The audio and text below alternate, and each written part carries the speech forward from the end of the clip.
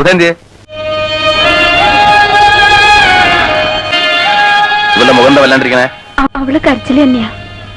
കുടുംബത്ത് കലഹം ഉണ്ടാക്കിയിട്ട് ഈ കല്യാണം നടത്തണ്ടെന്നാ പറയണേ. ഒറ്റ വീക്കാൻ വെക്കും.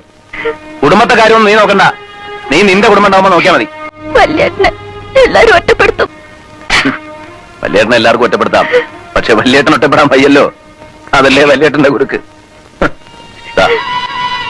എല്ലാം ഉണ്ട്. പക്ഷെ 50 പവനില്ല. എന്ന് വെച്ച് കല്യാണം നടക്കാണ്ടിരിക്കാൻ പോണില്ല. നിനക്ക് അത്യാവശ്യമുള്ള പൊന്നുണ്ട്. ബാക്കി പൊന്നിന്റെ സമാധാനം ഏട്ടൻ ചെയ്തു. എന്താ പോരെ? ആ ഇനി പ്രതികൂട്ടി കയറാം. വിസ്തരിക്കാം. വക്കീലിനോ ജഡ്ജിക്കോ ആർക്ക് വേണം വിസ്തരിക്കാം. ഏട്ടൻ എന്താ പരിഹസിക്കാണോ? ഞങ്ങളോട് ആലോചിക്കാതെ ഏട്ടൻ ചെയ്യണമൊന്നും ശരിയല്ല. ഞാൻ എന്ത് ചെയ്തു? എല്ലാവരോടും ആലോചിച്ച് തന്നെ അവളുടെ കല്യാണം തീരുമാനിച്ചത്. ഒടുവിൽ നീ എന്ത് ചെയ്തു? എന്നെ വഞ്ചിച്ചു. ഇനിയും ഞാൻ ചെയ്യണോ നിന്നോട് ആലോചിക്കണോ? ആഹാരം ബാധ്യതപ്പെടുത്തി പണം വാങ്ങിയില്ലേ?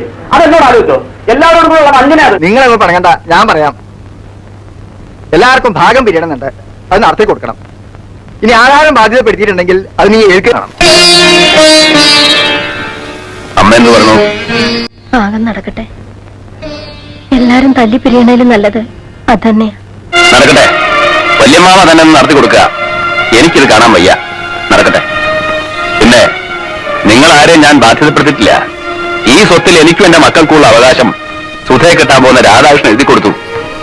അല്ലാതെ നിങ്ങളാരെയും ഞാൻ വഞ്ചിച്ചിട്ടില്ല.